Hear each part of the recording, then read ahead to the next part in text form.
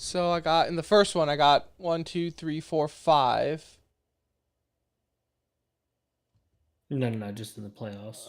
Let's see here. So just the champion stage, right? Like I got the 3. quarterfinals onwards. I got Outsiders moving on, Heroic moving on, Furia, and then none of my Okay, so you got 3 right in the first round. No, 3 right in the second. Or no, yeah, in the first round. Yeah. The only one I fucked up was Mouse beat Cloud9. Had it not been for Mouse, my second round. You probably got a gold. What did you get? Gold or silver? I think you got gold. I don't even know what. Oh, how do I look? Go to the home screen. Home screen. Oh, there you go. Pad. Oh shit! I got gold. Well, I'm just a CS:GO expert. Dude, I wonder if anybody got a diamond coin. I mean, if they got a diamond, it's just they were bullshitting when they picked them. Getting gold is even like honestly incredibly easy. It just shows how bad I did in my picks. Yeah, right. I could not have missed more picks than I missed. Yeah, no, not in the playoffs, but in the other stage, the only reason I went is because I picked Cloud9 to go 3-0. Had they not gone 3-0, that would have been a bust. Which is crazy to think, like, holy shit.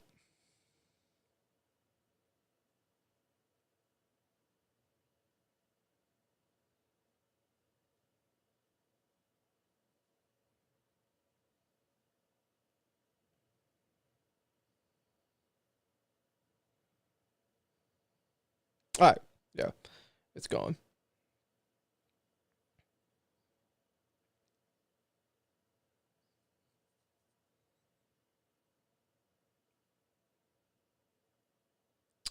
Let me just hit up the Discord.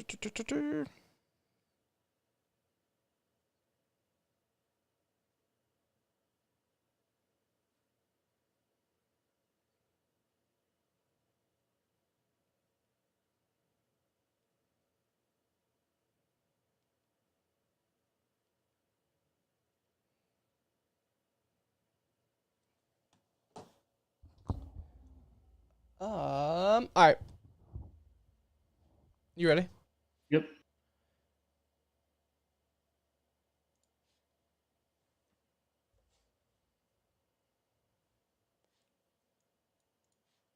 Record.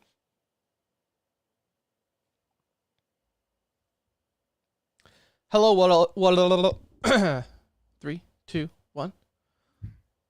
What is up, everyone, and welcome to episode 403 of the Center Ring Esports podcast. And yes, this is going to be the best episode ever because we have the Rio Major of Counter-Strike to recap, go over the results, the drama, the crowd. Will Brazil ever see a major again? Find out next on the Center Ring. Okay, so let's start.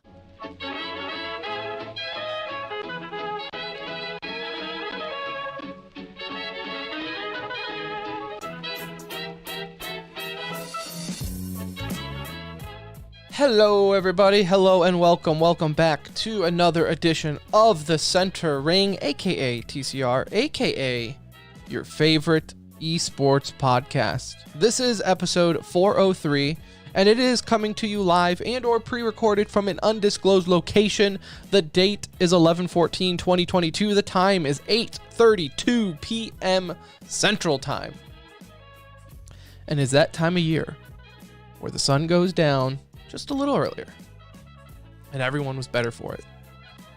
Follow us on the Twitter while you still can, before that website goes the FTX way. Start promoting something else here pretty soon. Buddy, if Twitter goes down, our social media goes down, okay? It's the only one that I semi-know. Don't even start me on TikTok. I don't even know. You guys send me videos and I'm like, I don't even know what I'm looking at. But go ahead, that Twitter at the Center Ring. You join our Discord. You be a part of the conversation there. Talk some Rio, talk some Pokemon. Pokemon's coming out this Friday, Anuj. I know you're I know you asked me if I wanted to go to the midnight release and like camp out overnight for it. I can't, unfortunately, but Pokemon what? What's coming out? Violet and Scarlet. Is this like a So it's like a Switch normal game? it's like a yeah, it's on the Switch, but it's like their normal Pokemon game where it's, Okay. it's the one, the style that you know. Yeah. So it's the first time in a A fun fact, I've never played a Pokemon game in my life. that's mind-blowing. Like even the originals? No. Yeah. I couldn't even tell you. You say like, oh, it's like what you normally do. I don't even know what, like, do you play as like the Ash kid? Well, And run around you are a trainer, So yeah, Okay. you could say you're Ash, but Ash It's an is RPG type style yeah, game? Or yeah, it's an RPG. It's considered an RPG.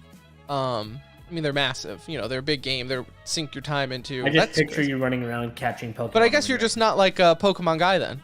No.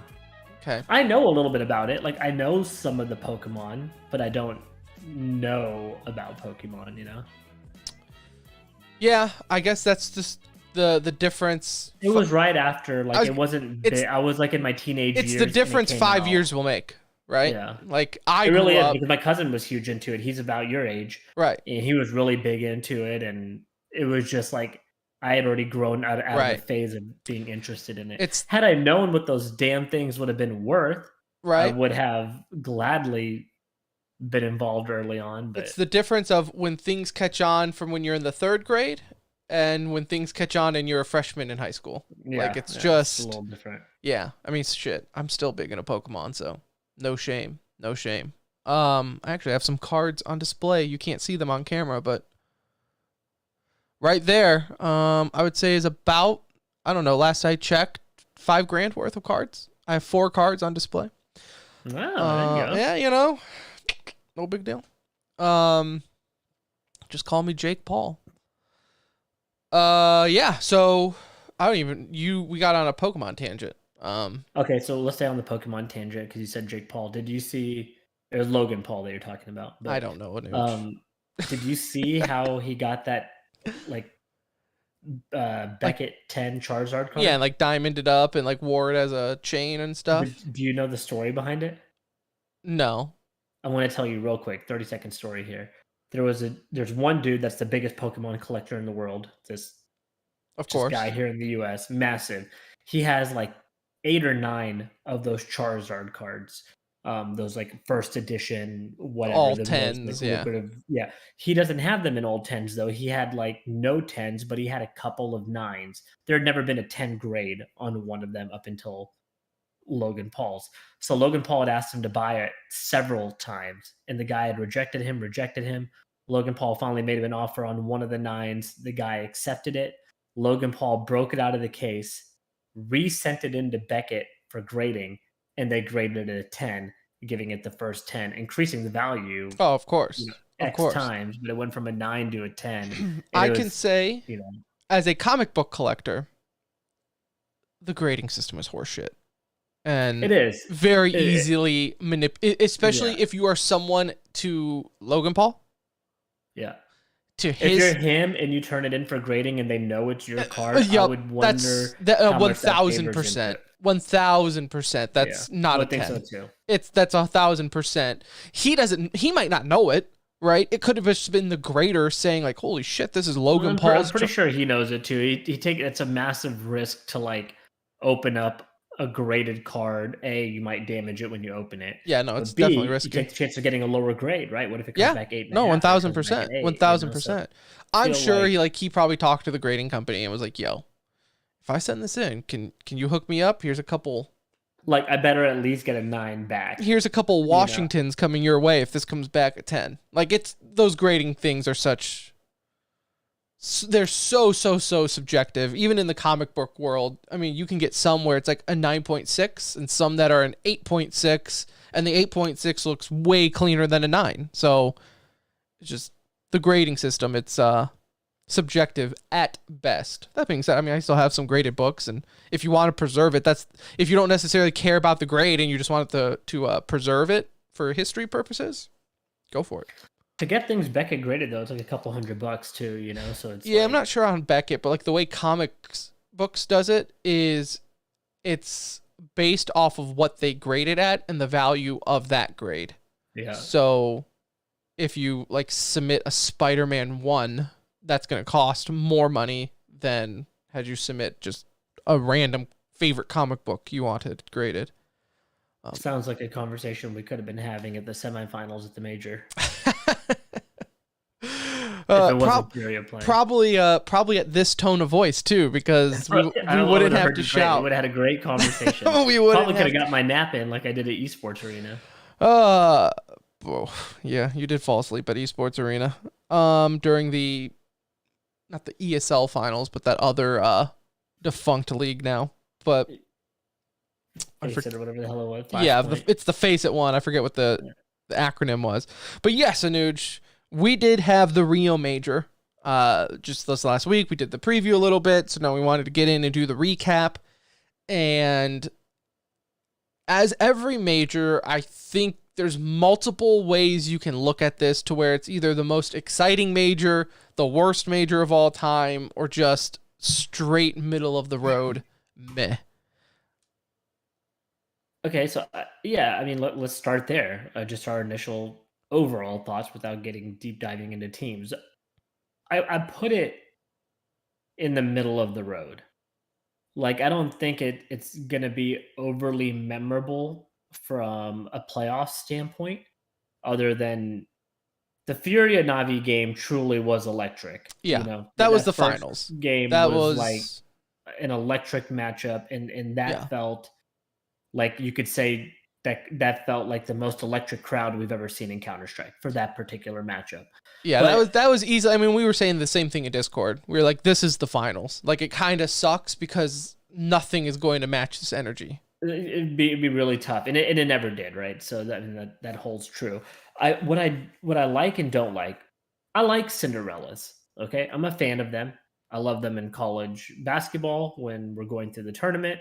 I love upsets in esports when they take place, Counter-Strike, whatever. It doesn't matter the esport. When it comes down to the finals, however, I do want to see like a Goliath in there too. You know, I'm okay with there being a Cinderella going through, or maybe even two potentially, you know, making it into the playoffs, and it's like a cool story, like if a Bad News Bears had made it, or, you know, even outsiders like these guys to extent were all surprises to a lot of people, Spirit. But when you get into the finals, I'm not one of those that, like, I want to see a simple in the finals. I would have loved to see the Cinderella story, but at the end of the day, you want the big dogs in because you want the best in the finals.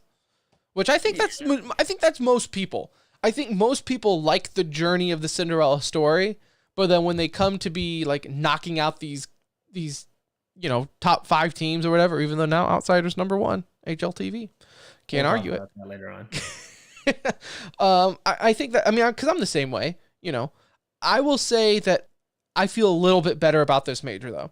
I really, up until that match, I thought it was really good, right? The challengers, what did they call it? The challengers and legend stage.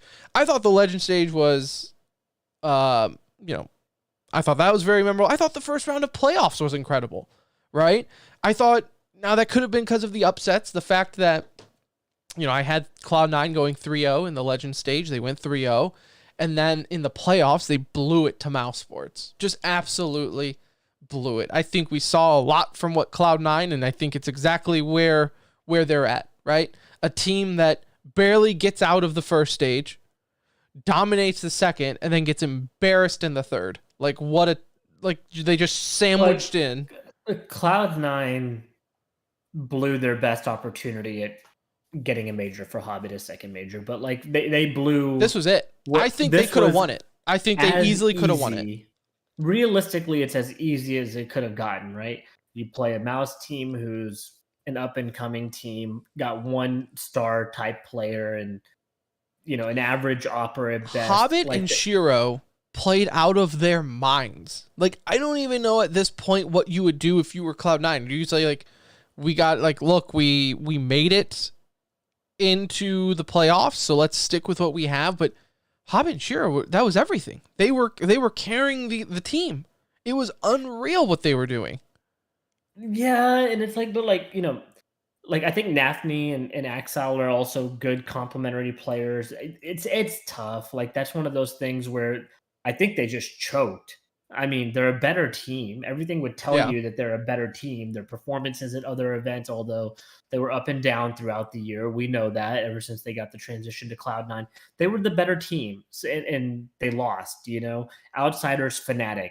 That felt like an opening stage pre-challengers matchup, for a matchup. Spirit Heroic also, I didn't give Spirit much chance, but I also didn't give them much chance in the Legend stage. So the Fury and Navi being on the same side of the bracket along with Heroic, like Not the this is where it greatest. feels flawed to me in this system, right? Like you should reseed going into champion stage and like reseed from pre-major rankings or whatever they had at the time, but it kind of killed that vibe for me a little bit. We had good CS, Yeah, right? I thought the CS was, I mean, I thought it was pretty up there. Now, like again, it's because the storylines and the upsets, and you had some crazy plays and things like that. I thought from that standpoint, it was a good major. I wonder how mentally we would all feel differently if you needed one more reason to not approve of the war of Ukraine. But the fact, like, this would have felt completely different had this been Virtus Pro and not Outsiders. Because at the end of the day, it is Virtus Pro. Like, they're still with the org. I actually looked this up. Yeah. I thought they weren't with the org anymore, and Outsiders was like a no org team. They are still with Virtus Pro contractually. They just can't go by the name, so it's literally just a different name. So, unfortunately, we're gonna have like the worst logo in major history on the banners. Like that we can say that, right? That's I don't even know what it is. It's like a Purple Badger swirl. Ghostbuster. I don't know what. Like No it's idea. every time I see it, I'm like, is this like a Badger Ghostbuster logo thing? I have no idea. It's the worst logo in CS history, and the fact that it's now going to be like, hopefully when Russia apologizes and makes things right, we can replace that logo with Virtus Pro. But back to what I was saying. I do think our attitude would feel a lot differently had this been Virtus Pro's branding on there. I just think mentally, because of the issues going on with Outsiders, we think that they're this. I didn't They even were think they about were the up. issues personally. I didn't think of it. Now I know I'm sure other people did, but personally, I wasn't thinking about Outsiders in that way. I was just thinking that this feels like a little bit of a lackluster finals in Yeah, terms of what we had the potential of having going into the major, right? You didn't have Vitality was such a letdown with Zywoo, obviously Navi getting knocked out in the first round. We didn't have the Brazilian Furia in there. We didn't really have any of the Brazilian teams make it right. through beyond Furia. Phase 3-0, Yeah, like, or and then 0-3. I thought we had like what I thought this major gave us was a lot of upsets in challengers and legends stage, right? That was fantastic, especially in that BO1 type format. We saw a ton of upsets. And I thought in the playoffs we had good maps, but not great series. Like we had really memorable, I would say really good maps, the heroic Furia match that had the overtime 1917. I thought the best series again was the Furia Navi one. All three Right. maps there were fairly memorable, and Nuke was so crazy to see that comeback that Navi had on Navi's best map. They were getting slaughtered and came back, and that was a good series. The rest provided good moments, but not like a true 3-game juggernaut series that's going to stand out to me, well beyond this major. And then the finals, like the finals felt really boring. Like Outsiders looked like the better team from the moment Right. the first round started, and they never really looked back. Like they And held Cadian said that fairly. too. Like if you watched his post game interview, Cadian was pretty much just like, I mean, we sucked. Like there was just no doubt about it. I was actually surprised. He said we were missing the experience of playing on this size of stage. So like just albeit the stadium being half empty, that should have helped them. But he Yeah, even I said mean, like we just weren't prepared to play a major final style of Counter-Strike. Now, that's not to say Outsiders just like did this outer worldly strategy and like performed so much better. I just think, I mean, Outsiders had 2 players that had experience yeah, at this stage, right? And right. But I would say yes, that helps, but I think though, I don't and they've give said it it throughout. I think Heroic plays so emotionally. Like Cadian plays so emotionally, right? I think that is difficult to carry on through 3 matches in a major playoff. And I think and just all the mentally, emotion that goes through just advancing through each Right. round, right? You Yeah. drain yourself from the quarterfinals to the semifinals, and by the time you get to the finals, like, you know, again, that matchup with Furia is like you win that game and you feel like, oh my gosh, we're like right there. Right. This was the toughest team we're gonna have to get through. I don't think they expected to lose. Like they came in and, like I said, just got handed it to them. But they also met in the first round of Legends, if I'm not mistaken. I believe that was one of the opening day games, and Heroic like handed it to them in that game. You know, like easily went on to win. yeah, I don't think they were.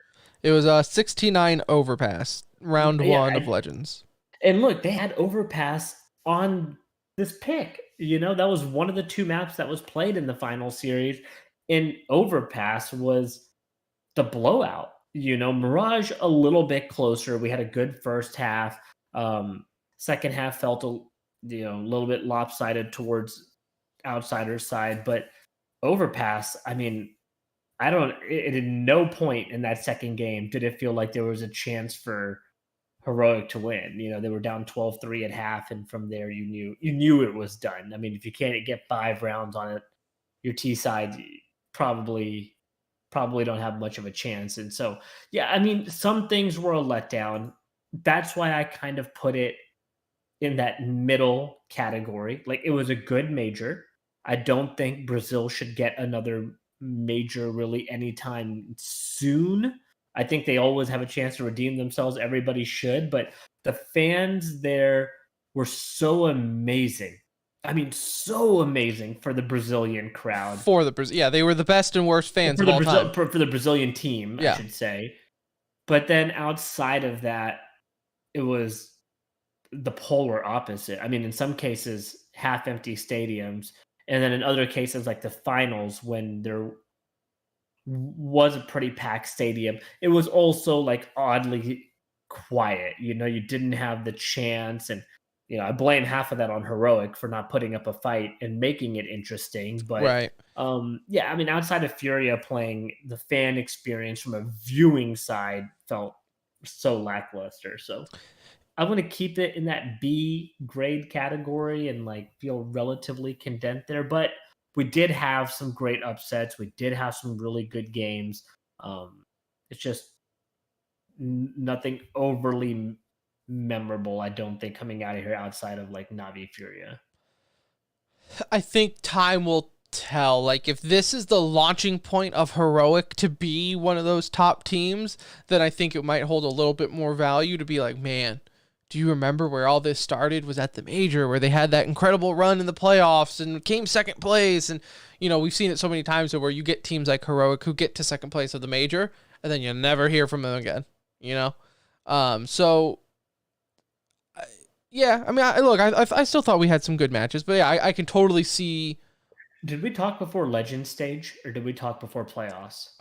Before Legends, because so we didn't even like, we skipped over such a big part of what happened to get to where we even are. And I'm not saying we really got to recap it, but like think of the memorable stuff from the previous stage. Some of that stuff stands out more to me, right? Like Bad News Bears. Yeah, because we didn't get to talk. Yeah, we haven't talked FaZe and Nip. The fact that Nip was your 3-0 pick. So, Nip was my 3-0, but not because I believed they were going 3-0. Nip was my 3-0 pick because I wanted to put other teams that I thought were for sure going to make it through, like on the guaranteed slots, which also backfired. Doesn't matter. But Nip going out the way they did at 0-3, I'm not going to say that I'm like utterly shocked. I thought they would have at least won a game, but I didn't have high hopes for them to like come out of this major anywhere near the top. FaZe, obviously, on the other hand, FaZe. I don't know. I mean, you're not blowing anything up. I'm not there. I'm not saying that. No, but this definitely Dear rocks your God, world. like You, that was as FaZe, you came in very hot-headed, defending major champions, right? They've been performing well in between that major and now. This is just, it's a catastrophe, as some might say.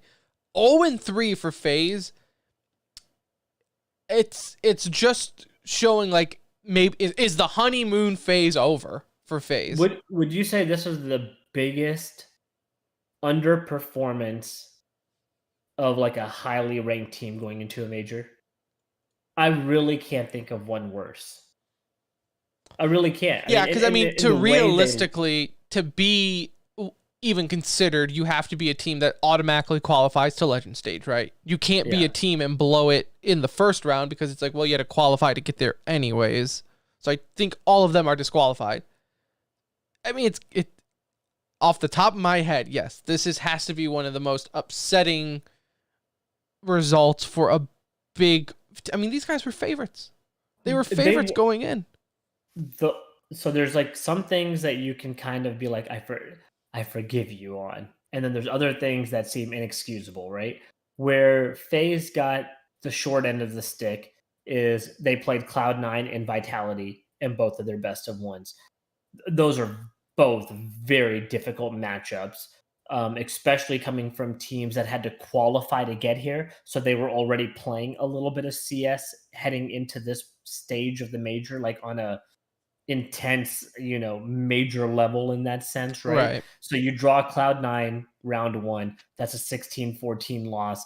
Super tough, but a somewhat understandable. Like Cloud9 had to Cloud9 has really FaZe's well numbers at that point. They had won anyways. 3, games in a row. Well, a series plus 2 games in a row just to stay alive. Then they had Vitality, another incredibly tough draw, a team with a lot of experience, right? Major winners across the board on there. Very, arguably one of the best players in the world on that team. So again, tough draw.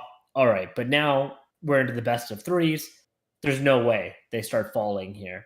And you get the best draw you could have asked for in Bad News Eagles. And you drop it 2-1 with, I mean, you want to talk about, my heart was like racing while I was watching these final rounds. I just couldn't believe what we were like witnessing and realizing how big of a moment this is for a team that doesn't have an org. You've pushed it to overtime. I think it was on Mirage for map 3, but you pushed it to overtime. It gets into a double overtime and you come out victorious. Like, that was huge for them. And on FaZe's end, utter disappointment. I mean, the shock. It sent shockwaves throughout the CS world, I think, at that point when that upset happened. And that was some of the more memorable stuff that, I mean, you're not forgetting that heading into the next major. And they will carry that heading into the next major. Yeah, like I said, I mean, this is something that I feel like, not saying it is, but you could see this leading to a roster change down the road, right? Because internally, we already know that some of those guys can be a little judgmental, would be the word I'm going to use, from other rosters, right? If you're the caliber of FaZe Clan and you leave going 0-3, like you said, to Bad News Eagles, just combined 2 teams there. Someone is getting the blame internally. Whether or not you're going to tweet about it, whether or not, whatever, but, Twist is texting someone on the team going like, man, can you believe, player A did that play, or I told them to sit back and they didn't listen, and that's going on behind the scenes. I just think it's natural, right? I don't think these guys are that calm to where they're going to be like, hey guys, we just lost as a team, let's move on. Like, Counter-Strike esports doesn't work that way, right? You're too tight of a squad to not blame someone. That's just natural. You're going to look at the stats. Liquid, I'm sure, is looking at a Liege being like, buddy, do you want to talk about it? Like, we had a rough weekend, right? And I know a Liege did have a rough weekend, and I'm sure he's feeling like shit right now looking at his scorecard, but I just think it's one of those things where Yeah, I it mean, could be the the big downfall. players didn't step up at the biggest times for a lot of these teams, right? Yeah. Like Twist had a tough series with Bad News Eagles. Liquid had a couple chances to qualify, and fortunately, Elige was kind of in the middle of the pack there when you really needed him to be a standout. Yakinder is probably having the toughest time of anybody because he left Outsiders and they picked up a random and then went on to win the major right after you left, and Yakinder was the focal point of that team Yeah. prior to leaving. So I don't know what that says. I don't know if that says anything about him necessarily, but it just shows I like wouldn't look too far into that. I mean, that happens all the time, and Liquid still played really well. There were a few times where I was kind of surprised where on Vertigo, it happened like 2 or 3 times where they would push on A site on ramp and just straight up ignored the sandbags. Like no molly, no double nade. Like you can't just throw one nade. You have to double nade it, throw a molly, do something. And there were so many times Liquid just, I don't know if they were not on the same page on who was supposed to be looking, but they would just straight up walk right past it on sight. And here's a dude chilling in sandbags. you're talking about against like Bad News Eagles when they were playing them. Yeah, like it Yeah, just, so like it's funny because in it the happens so post-game many interview, times. they interviewed who was it? I'm drawing a blank on who they interviewed, but they interviewed somebody from Bad News Eagles. It was Rigon. So they interviewed Rigon after the match, and he was saying, when they asked them like, how are you able to basically like, how did this even happen, right? Like, explain to us in your words, how did this even happen? And he said something that I found pretty fascinating.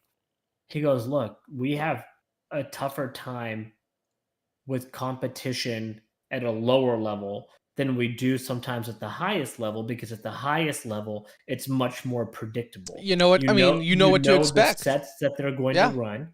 They're going to run them, and they just assume that like, hey, we are the better players. If we run our sets and play our game, we're going to win this. And so I found that pretty fascinating because clearly Kerrigan, the IGL, has been doing this a long time. They could probably study you pretty well at this point. And studying somebody well doesn't mean you're going to beat them, right? Like most of the time, the talent will overcome some of the hurdles. But I'm surprised they weren't able to adapt to then how Bad News Eagles was playing them. And this isn't a series. I'm not talking about a BO1. I I get mean, it. anything can happen, Things happen, but whatever. we're talking about a 3-game series here against the number one team in the world, coming off of a major win, and like you couldn't find a way to like adapt. I'm not saying they had to come back from an 0-2 start in the major to like qualify. Maybe they would have lost another series somewhere, but to fall out the way they did, it truly a historic fall. Like it's a big one. And then you started looking across the board and it was like, okay, well, FaZe fell. What else is going to happen? And then Vitality, for them to kind of be the dumpster that they were and don't know what they're going to do. Liquid was the other, I think, big name that most people anticipated to make it through. I think they were sitting at number 3 or 4 in the world at the time heading into here. So it was just like, we got through this legend stage and we got through beaten up. We were coming in on a peg leg headed into the playoffs here just because these juggernaut of teams that we thought we had, half of them had fallen. I mean, And look, so there's a reason everyone's pick'ems got absolutely obliterated. shredded. There was no chance of Now I did win. coming up. I am the CS expert officially yet again. I'm walking away with the gold. Anuj, what did you get? I don't want to talk about it. I'm so happy I got a silver. I'm honest to God a little happy I got a silver because I could not have butchered that any more than I did. Now, to be fair, Tim, okay, I think I'm still the diamond coin record holder of this podcast. I took a hiatus though. That doesn't count. The sense of perfection. That doesn't count. A hiatus, that's quitting. It's another word for quitting. So because I picked it right. I took a protest for the people, and then the one time I didn't get to just pick Cloud9 to win it all, they won it all. So it cut a little deeper. That's you all. did right by your team, though. Maybe that's what they needed. Yeah, that's what it is. They just need me to step aside. So, but yeah. But all in all, fun major, though. I think overall, fun major. I know Wolf says in chat, he wishes the finals were best of fives. I actually forgot they weren't best of fives. And when I saw that they were best of threes, I had like a sigh of relief. At first, I was like, well, that's weird for a major not to have a best of five. But then I remember best of fives. Best of three is like just what it needs to be. These get I don't think teams prove anything. I honestly don't think teams prove anything with a best of five. Oh, look, we could have had a best of 20 in this finals. Outsiders was the better team on that day. Yeah. Had it been a best of five, we would have just got another blowout map, and it just also just too much, right? So we've seen this in past. It was a best of three last time around. Also, I'm surprised all the other events haven't kind of followed suit. I get it; they want the ad money and all that stuff that comes along with. Yeah, they want to be like, look at how much hours were watched. Well, yeah, buddy, because you went. The match was 8 hours long. Give me a break. I took a nap in the middle. I fed my kids. I put them down to bed, and I still came back and caught the end of some of these. Yeah, series, so it's just best of fives. I'll tell you, too long. One thing I did learn from this major. I don't care about the European time zones. Okay, screw what's comfortable for them. All majors need to take place at a similar time as this one. It was wonderful. I was able to enjoy it for the first time in forever. I could watch a major. Felt like so long. So where's the next major at? It's already been announced, hasn't it? Isn't it? Or has it not? Isn't it Paris? Am I making? Oh yeah, it is Paris. Yeah. It is Paris. That's right. In May. Okay, so we'll have some interesting times there. Yeah. No, it was definitely nice. Look, it was nice. I think what this major will be known for is drama. And not because of the matches drama, but outside of the matches drama. So moving on from the play, because I think we both agree it was good. It was good. Not like amazing, right? But it was good. But the drama surrounding this entire event, right? And it really started for the playoffs, because the playoffs is when they moved to the bigger arena rather than just like a stage, right? Yeah. So they moved to the bigger arena. And again, if you recall, I think that first place was supposed to be where the major was at the whole time. And then the people demanded, like, this is Brazil, you got to have a bigger stadium. And then so they moved over to this bigger one. And even a lot of people were saying, no, you need to go to the bigger stadium. And well, they wanted like a soccer stadium, just massive, right? Well, thank God we didn't get that, because I have a lot of opinions on the crowd, okay? First off, the first initial issue was ESL put, what's the streamer's name? Galls. They put him outside of the arena while the matches were going to do his like watch party. At the beginning. And he was also doing a signing with Fallen, and like a bunch of Brazilian players were there. So a lot of people. This dude is like the biggest streamer, one of the biggest streamers on Twitch, but for sure in Brazil, right? Huge influencer. So everyone was like, well, that's why the stadium's empty. ESL are idiots, and they put this guy outside. So all of his followers are out there. So then after that, ESL was like, all right, let's move him inside. So he moved inside, which is why you heard him over the casters for the rest of the event, because it was him calling the match inside the stadium. Okay? Yeah. Pretty dope if you're him, right? You just got to call a major. So that's pretty awesome. However, people then realized, well, the fans still kind of suck. Like, where is everyone? And even he is kind of a look, hot country opinion for you. Brazilians are kind of shitters. Like, we can all admit this, right? Like, they talk a lot of shit and they don't really care about your feelings in the world of sports, right? And so he was like doing chants for Furia while Furia wasn't even playing. So it's like you have Heroic versus Spirit in a stadium that's already so quiet you could hear a pin drop. And then this dude gets what little crowd is there to chant Furia chants, and like, I don't care what they're chanting. I just didn't like that they weren't there. What bothers me is that there. I guess it's like, if I were in the stadium, and again, this is completely different from my point of view, I would like to have the casters cast the game and not an influencer be a hype man during matches. You know what I'm saying? Like, that's but they knew this going, right. This is only happening because of him in Brazil. It's Brazil. Like, he is right. Brazilian CS is watched on his stream. But I do not watch the main broadcast. And I'm with you, like how you were just saying. I don't care that you're only cheering for Brazilian teams. That you absolutely should only be cheering for Furia if Furia is playing, right? I've been to the majors before in NA, and yeah, when Liquid was playing SK, the entire stadium, even if you weren't a Liquid fan, if you were NA, you were there was a different level of hype. Yeah, right? Absolutely. And we were booing for SK and all that, and that's I think that's perfectly fine. But guess what? We still showed up for the other matches and cheered on the other teams and the other matches going on. It's not like we were just completely blowing off, Fnatic versus Nip or anything like that. Like, that stadium was still packed. Yeah. I've never seen it before in Counter-Strike, let alone esports, where this is the major. This is a Super Bowl of your game, and the stadium is not in the playoffs.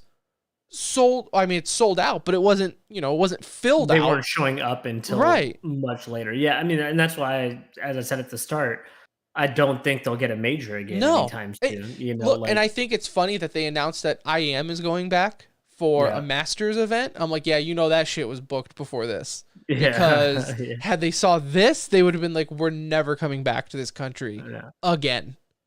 Did you see IEM is also coming to Dallas? I did not. They'll be in Dallas next year too. Maybe we can go for a little bit. Go for like a day. Yeah, get out of the house. Get out of the house. Whether that be the finals or Saturday. See if we can still get some press passes. Oh, I'm sure we'll do an episode or two before. Yeah, we'll stack up the episodes right beforehand. Just talk about how much they're the best company ever. Yeah. So look, it's just not showing up to me.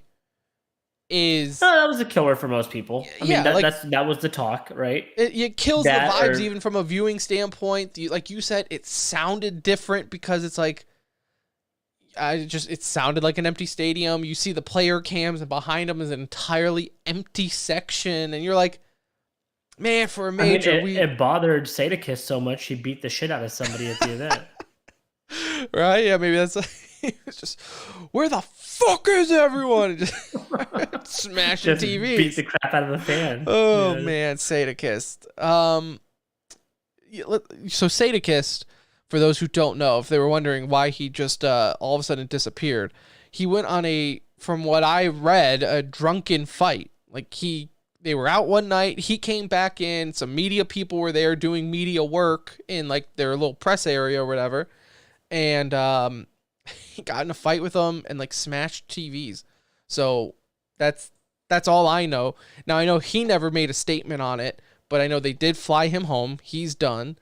And I did see he replied to someone though. He was like, "Hey man, sorry all this shit's going on. Hope everything's okay and I hope to see you back soon," or something like that. And Sadakis responded to them saying, "I think this is it for me. I'm done with ESL and our relationships. Damn, I'm paraphrasing here. But he was like, I know my side of the story, and so does ESL. But I'm not going to comment on any further. I'm done. Like, he's just basically saying, what's the point of arguing with ESL? I'm not going to work for him anymore anyways, so who fucking cares? Well, it's hard not to believe Sadakist with his prior past of like making good such an angel calls. Especially drunk. I've never seen someone make such good decisions while drunk as Sadakist does. No, and not at all. And he's never called someone, he's never called anyone the N-word and then told them to go hang themselves. Never. He's just not that kind of guy. to an internet personality of all people. Wasn't it to like Don Hassey? Yeah, like a borderline parody Twitter account. Yeah, Like, yeah. like It's great, but still, like, yeah. Look, I don't. I didn't notice him being gone. So no, I didn't. And I've met Sadakist a few times. I think he seems like a good dude. I'm sure he's not like a bad human being. Yeah, and I've talked to him like through DMs, and we've talked about like racing and shit like that. Because he's a big sim racer, and so I've asked for help and tips and stuff. He seems like a good dude. But even if I wasn't going to work for ESL anymore, if they're telling people, yeah, he was drunk and started fighting people and smashing TVs and shit, so we had to fire him. Even if I wasn't going to work for you anymore, but that wasn't true, wouldn't you be like, yeah, people, that's not what happened. This is what happened. I also don't care enough to explain anything else. Like, it's definitely weird that he's like, I'm innocent, but I'm not going to say anything. Like, I'm innocent, but it's okay that they're bashing me. Right. Like, it's weird to be like, I'm innocent and I plead the fifth. Like, I'm not talking anymore. Like, I don't know. Again, it was one of those things where I saw it and it was like, I chuckled and we still got said, hey, it's been nice. We still got Sponge and these guys, right? We still got if anything, look, if this is just like last time, he'll come back with an even better job. So last time he yelled the N-word and all of a sudden his next job back was a major. So maybe this time he'll be able to cast the finals or something in the next one. So got a good chuckle there. What are some other notes? Oh, hey, even though the crowd wasn't big all the time, per capita, Brazilians got some good looking women. I would say I agree with that statement. I don't know what they're eating over there. I don't know if it's the sun, but it's like minimum of 7, like all the time. Yeah. I mean, it was so much so that every time they put a girl on the camera, she had to be kissed by her male counterpart every that was time there to let them know that they were claimed. Every time. It was risky for them out there. So yeah, no, they eat well. The one stage host that one time, I don't know what she was wearing. It was like a one piece with like super high rise leg thigh cuts and then like rolled up pants and a suit jacket. It was very weird. I'm not saying I mind it, but like it even like that even caught me off guard. Like, what are you wearing right now? You know what needs to get better? Because I don't want to call out anyone in particular. I'll call them out. I wish they would don't do this on my behalf. I would like them to find a better way to conduct more professional interviews post or pregame. So I don't the stuff that they do like in a sitting environment where they're at a restaurant or playing a game and doing an interview, that stuff is fine. Pre-made content, cool, like whatever. If you enjoy that stuff, it's there for you. Otherwise, you don't have to watch it. You can come back when the game starts. Right. But post and pregame interviews, that area needs. I know they're not easy to do. Like we've done them, right? So I know they're not easy to do, but like it feels really amateurish the way they ask the questions. And I'm not saying you got to ask hard-hitting questions. Yeah. But I'm saying you do got to ask stuff that's maybe a little bit more relevant towards the match. And like I don't want to hear about how are you feeling after that big loss that just ended your major run and possibly ruined your. He feels like shit. Right. I know that. Okay, like let's talk about the game a little bit. Like let's just get a little bit more intellectual with some of these questions. Talk about some things where the player can actually. When Fury got eliminated, that chick asked one of the players such like a funny question.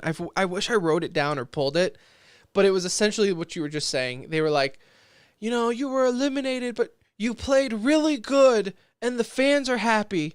Like, okay, I'm sure he feels great about it. Like, what do you want him to say to that? Like, look, I know a lot of people were bitching about the talent. I know a lot of people were bitching about everything for this major, as far as like a presentation and the fans and stadium and whatever. I think that's okay. Like, I know some casters and analysts to me were great. Well, they were perfect. You know, perfect. I don't have a problem with casters. I don't have a problem with the analysts. Banks is still suspect. But Banks is not a No, cast I know. forward analyst, I know. though. He's a what is he? He's a Stage Valorant GM, sir. well, that is true as well. If he's still doing that, I don't know.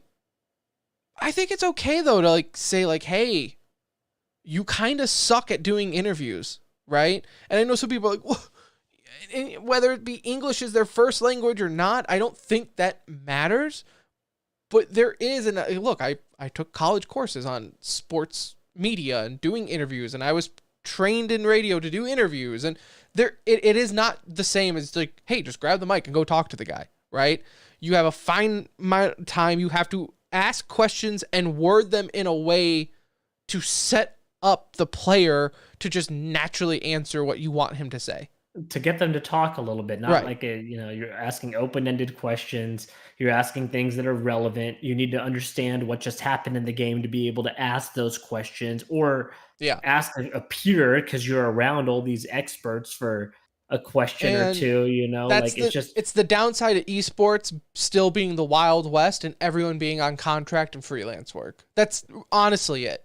Like if these people were paid professionals, then it would be completely different. But like for these hosts, they don't care who they get, right? They're going to the cheapest bidder every time to grab them. So like, you're not getting that professional. That OJ guy, like I like him. He hasn't been back. But he does TV work. OJ is an actual TV host that also does esports stuff. OJ, I love OJ. I think he's one of the greatest to ever do it. But I know he doesn't always do it because he actually is like, but that's why he's good, right? He's a professional. He does it for a living. Right. Yeah. He's not I do a content creating and I also look good enough to be on camera to talk to players. Yeah. So I think a lot of times too, these interviewers will get a little bit too chummy with the players. They want to be best friends. They want like, hey, come here, Simple. Hey, we hung out at the bar last night. Oh, like they get a little chummy with them and act like, hey, let me crack a joke or laugh about it. Dude, just ask your questions, please. Like, this is brutal. So I think it's fine. Sometimes I'm confused on what game we play and watch and what world we live in, Anuj. When people in esports start clutching their pearls because the fans flipped off a player or a player flipped off the fans and the fans said something mean, I just look around. I'm like, what world am I living in where it's like, dude, I get told to kill myself every other match. And now we're clutching our pearls because fans are booing Simple when he's playing Furia?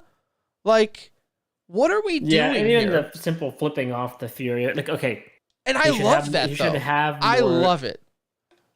In general, he should have more constraint than to do that. But he was also said he was spit on. That's okay, yes, and that's I was about to say, and that like draws a reaction from anyone. Listen, bro, so, you spit on someone, you have my permission to go Malice in the Palace on his ass. Like, just go meta world peace and dive into the crowd and just start swinging. I don't like sit there and reflect negatively on Simple because of what he did. Like, it's not that big of a deal. He's simple, but it just depends on like where esports wants to be. Like, the bigger esports gets, the less this reality of some kumbaya session you're going to get. Especially when the home team is playing. And we knew going in that Brazilian fans are nuts, right? I mean, shit. You should expect some craziness in this. They cut referees' heads off in soccer, for crying out loud. So, yeah, you definitely knew it was going to happen. I just can't believe that so many people are like, this is disrespectful to boo and blah, blah, blah. Like, bro, if you're playing my team, I'm booing your team. I will respect you afterwards. I will still shake your hands in the handshake line, but I'm talking shit and I'm booing your ass during the game to a healthy extent. Obviously spitting and, we all know the obvious no-nos. Right. Like yeah. But if it's just friendly shit talking and all that, who cares? Like, I know there was that one time. I agree. I think it was last major where Machine like yelled at the crowd for booing, and he was like, "Come on, let's celebrate the game of Counter-Strike." Get off the stage, pansy boy! Like, I'm booing this team. Like, come on. If the crowd's against them, the crowd's against them. That's what makes sports beautiful. That's just how it is. Yeah, like that's it. I have no problem with people booing or Furia going insane, their fans going insane. Doing respectfully. Yeah, right. Obviously, there's always a line to cross, but apart from that, I have no. I don't think it's going to be this whole kumbaya session of like, guys, aren't we just happy to be here? Like, no. No, I agree. No, I'm ready to murder someone. One final note on the major for me. How I thought it was very fucked up that they kept making Fallen bring out the trophy and do stuff. This man competed in this major. Like, it was almost like you were forcing someone to put down their own dog. Like, or it's like I asked you to be the best man at me and your wife's wedding. Like, you divorced your wife. I'm now marrying her, and I'm asking you to be the best man. Like, they were like, Fallen, how do you feel that this is happening right now? Well, I was eliminated like a week ago, so not great. But yeah, this is fun. No, I think expectations were not there for him to win this major, and they wanted to celebrate him. Is how I took it, honestly. I mean, like, yeah, it's just I get it. Like it's a little odd because he's still competing. It's like we're acting like he's dead. I mean, it was the whole get right retirement all over again. They were like, isn't this great? Yeah. Like looking back at your career, and it's like, my career? I competed in this major. Just seeing like Taco out there and these guys, like it was a good thing for Brazil. So it's like, I get what you are saying. I just feel like Fallen was cucked with the major celebration. Like he could have easily been like, I don't want to do this. Yeah, you know? Right. And Fallen's not that guy, but yeah, he could have said that, and right, and not done it if it was that weird. Right. And I understand it is you know, he wanted to do something, but would have been cool if Fury had won it and he was handing it to him. You know. Yeah, kind of passing the torch, if you will. Yeah, but well, you had to know that most of those guys probably looked up to Fallen as a CS player or somebody on that team, right? In general, right. Like Fallen reminds me of like, I don't know, insert any older player that's losing it towards the end of their career. You know, like Gretzky or even LeBron, right? Where, I mean, even though LeBron's still putting up the numbers, but it's kind of like you would still play with him at the end of it. At LeBron's worst, you would play with him because you worshipped him growing up, you know? Yeah. It's just one of those things. So, but that's all I got for the major. Anything of note for you? No, man, no, I think we've covered all of it, at least that I can think of. Moving on to E-News. Post-major rankings, Outsiders number 1, Heroic number 2, Cloud9 3, Na'Vi 4, Furia 5. I don't ever want to say the majors are weighted too much, but there seems like a little bit of a flaw here. So I think you only had like in the last, I don't know, a while now, you only had like ESL Pro League and the major. So there isn't a lot of matches for the HLTV's like calculation numbers to go off of. These are Mickey Mouse rankings is what it is. Like these are not real, like, and I pray to God Outsiders know that. Like, hey, Outsiders, congratulations. You won the major, you earned it. You're not number 1 in the world though. You are, enjoy this moment. This is like when we asked Rops the one time, like, hey man, do you feel like you're number 2 in the world? And he was like, no, trust me. That's exactly what I think of when I, see this type of stuff is like, they know, like, hey, good for you. I'm glad you're number 1, but like, raise the banner while you can. Yeah. Because that is definitely post major rankings, for sure. Let's see here. What else do we have in our, Jamie?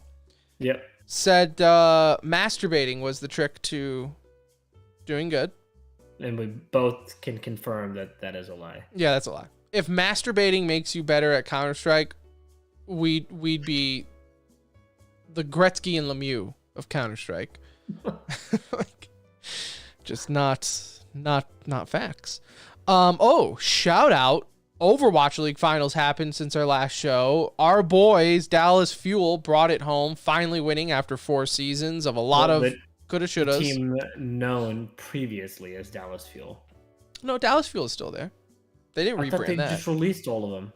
Oh, in that regards, yes. I thought you meant like their optic now. No. Look, the Overwatch off season is very weird. So like, yeah, they won the first How off. do you release a whole championship team like 24 hours after they won? First off, Envy just does that. Envy wins shit and then they kick people off. I've learned. So, Empire won and they dropped Crim 6. So, and Clay. But it's weird. Like, so I don't want to go on a tangent of the Overwatch League offseason because literally no one wants to hear that. But this is not uncommon. Like, it is a little weird. They're all free agents, so they won, and then they're giving them the options to talk to other teams, but most likely they will bring them back. They just give you options. It's just the way it works. It's weird. And it almost made me wonder if Optic or Dallas also wanted a team maybe that was more relatable to the fan base or something. And that is going on. Like, a lot of rumors are a lot of Western teams want to get back to Western players. So suspect a lot of Western players get picked up. Because right now, I mean, 90% of the league is Korean. And, they've run into visa issues. And look, esports is already hard enough to be profitable in. You got to market, you got to create content. And look, I love these players. They're cool dudes. And we've talked to a lot of Korean players and they're good dudes. But it's not COD League. Yeah, like you can't just plop them down. Here. Yeah. Yeah, you can't plop these players down in front of a camera and say, guys, let's act goofy. Right? Like, it's too difficult. So I mean, making content and all that's also going to be so hard. And yeah, so we'll see. But yay, for all of our Dallas Fuel NV family, congrats. We know a lot of you have worked on this since the beginning when you were favorites back-to-back years and ended miserably. Like, this has not been an easy journey.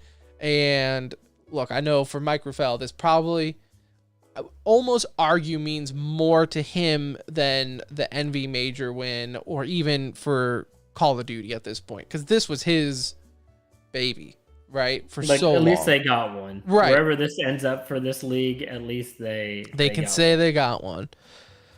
FTX is blown up. TSM's statement was pretty funny, saying like, did you see TSM's statement on this? Yeah.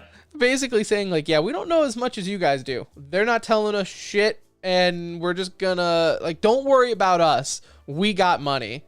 Yeah. Like, I just liked how we're fine. Like, it's like we're profitable. Yeah, we're good. Yeah, no, that whole situation is so brutal. And yeah, the FTX thing. You gave me the summary yesterday while playing games, and it's interesting to say the least. It's only gonna get worse. Get ready. As a not crypto bro, as someone who never really believed and bought into the crypto world, like, you almost want to be like, not that surprising, but I also know a lot of people are losing a lot of money, so I don't want to. Unregulated markets, right? This is unfortunately some shit that can happen. I don't want to laugh, but it's like, kind of just invested in a bunch of Beanie Babies and found out they were counterfeit. Like, yeah. What else do we have here? I'm just scrolling through our thing, and I think that's really it. There's not a lot in that chat anymore, unless it's about whatever we're talking about. So there's probably a lot of Counter-Strike stuff. Well, that's why I kind of just scroll in through our chat and see like, what have we talked about in the last. I'm kind of, since I've learned that we kind of do a show once a month, maybe. I kind of am just throwing stuff in there, especially for when we do the Timmies. If we do the Timmies, we got some stuff in there. But yeah, that is pretty much it for E-News and the show. You got anything else? So Tim and I will be probably playing some games over this next couple of weeks here. So you'll see us on. We'll have some Warzone action going on. Warzone 2.0. Warzone 2.0. WoW expansion. Pokemon. The new Pokemon coming out. I'll at least be on that. WoW pre-patch starts tomorrow. Pre-patch? Pre-patch, like the pre-patch event. Yeah. Starts tomorrow. So pre-patch is kind of technically already going on, but the event is tomorrow. Or starting tomorrow. But yeah, Warzone in 2 days. And so I have been playing Modern Warfare. I gotta say, I've been enjoying it, regardless of whatever criticism it's been getting. It's a Modern Warfare game, and I'm pretty happy about that. I'm not using a weapon from 1945. So I'm looking forward to joining you on that this week for Warzone. I've held out It's not about the money. I convinced one of y'all to get it. I shouldn't say convince. That's not the right word. You don't have to convince anybody to buy Call of Duty anymore. But it's just a matter of when, right? It's just one breaking of y'all got down. it, so at least I got a little bit of a pairing buddy to play with, and then I'll. Well, then I'll get it, and you'll have a pairing buddy that can shoot. Yeah. So yeah, that always helps. Yep. So that's it. Episode 403. It's done. It's in the books. Thank you for listening. Follow us on Twitter at The Center Ring. Join our Discord. Be a part of that. Other podcast is in the works. Working on that still. So until next time, whenever that is. I'm Tim for Nooch. Love your face. See ya. Bye.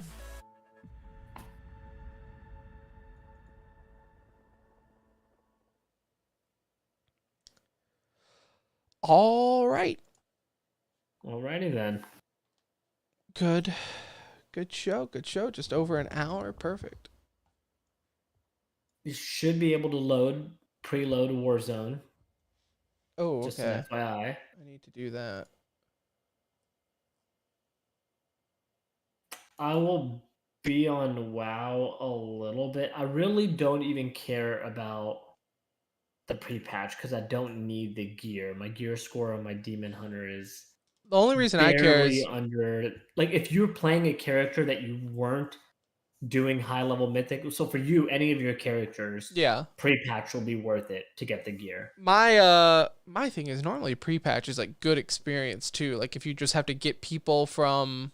So that's gonna be for the new expansion too. So it's not that big of a deal. They changed alt leveling. It's gonna be fast regardless. So yes, a boost is kicking in tomorrow, but that boost will be live, I believe, for the expansion as well.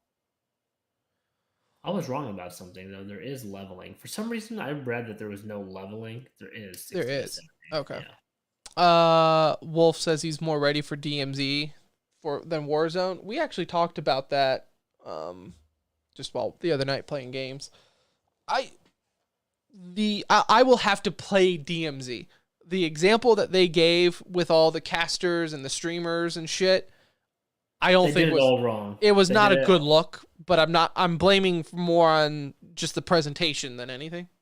They should have had somebody explain the game mode, and then they should have let you view the casters playing it. But nobody knew what they were doing, and it was a shit show. And I'll tell you, I found out something about DMZ that is huge, and it'll make you play it if you do not end up buying Call of Duty. So right now, the way leveling weapons works, brutal. Because to get attachments for your weapons, you got to level 6 other weapons to get all the attachments. But you also have to unlock those guns. So if you don't own the game, unlocking a gun is going to be incredibly hard. However, this was smart. In DMZ, if you pick up a masterwork weapon, whatever it's called, I forgot the exact name, but like their version of a masterwork weapon, that carries over into Warzone as an unlock. Okay, nice. So it kind of blends over. If you're playing DMZ and you're getting those masterwork weapons or whatever, they unlock for Warzone and you can start leveling them up. That way, which that is pretty big because that'll get people to play DMZ without having the game. Is DMZ free to play? Yeah. I'm picking up the game. It's just as soon as it goes on sale during Black Friday, which it always does, I will pick it up. But just right now, I didn't want to spend $70. I'm gonna go see what Kelly is doing. If she is asleep, I will hop back on here. All right. Same. All right, I'm going to kill the stream, everyone. Love your face. Wolf, thanks for stopping by. Gameplay, better late than never if you're still in the chat.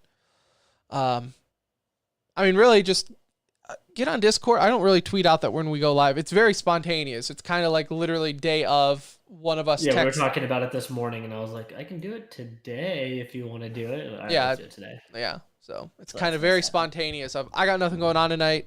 You want to do it? Yeah, sure, let's do it. So I don't really know rhyme or reason. So either way. All right, boys. We'll catch you